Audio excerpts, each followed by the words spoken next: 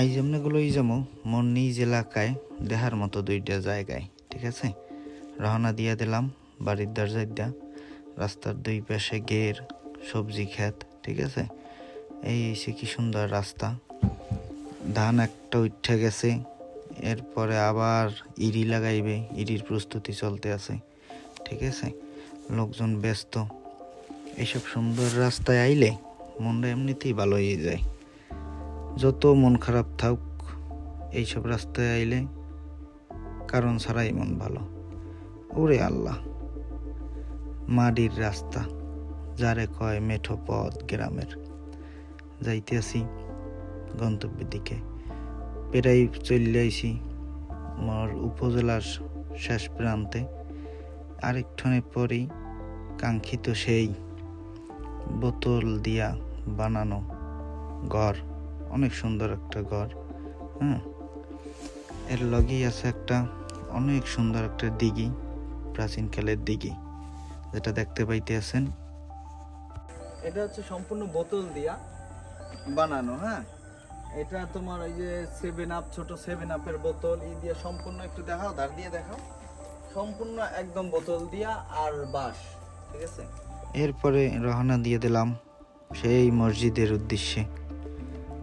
আসলে মসজিদটা যে কত সুন্দর, এটা না দেখলাম না এরা বুঝবেন না। লন যাই মসজিদের দিকে। আমাদের কুশঙ্গাল ইউনিয়নের একটা গৌরব, ঠিক আছে, একটা নান্দনিক একটা জায়গা। বলতে হবে যে আসলে রুচি আছে, এটা সম্পূর্ণ আছে। লগেই থাকেন, মধ্যে ঢুকতে আসি, দেখতে থাকেন।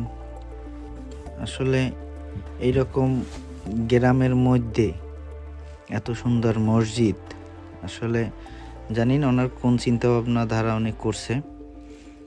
অবশ্য এই প্রতিষ্ঠাতার সাথেও আমাদের দেখা হয়েছে। আগামী 14 ফেব্রুয়ারি এটার শুভ উদ্বোধন হবে।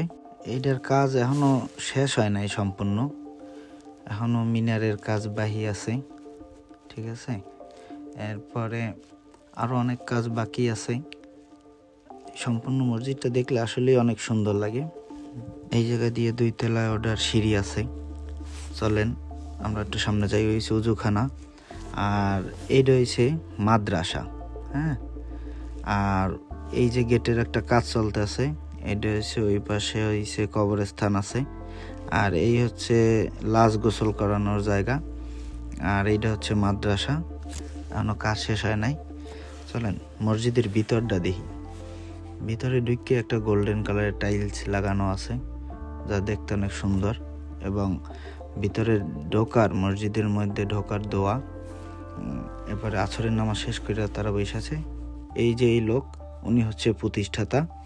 আল্লাহ ওনার নেক হায়াত দান করুক এবং ওনার মনের বাসনা পূরণ করুক।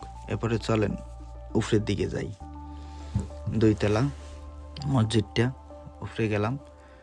উপরে হয়েছে নামাজের জায়গা এবং ইমাম মুয়াজ্জিম থাকার 3টা রুম আছে।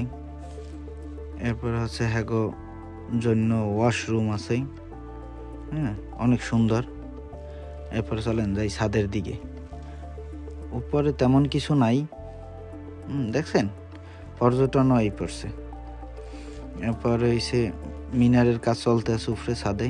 এবার ছাদের উপরে দেওয়া মাদ্রাসার পাশের যে ভিউটা, ওই পাশে একটা বাড়ি আছে। উপর দিয়ে ভালোই লাগে, সুন্দর লাগতে আছে। সম্পূর্ণ কাজটা শেষ হইলে আরো বেশি সুন্দর লাগবে মসজিদটা, আশা করি। আপনারা চাইলে এই জায়গায় আইতে পারেন।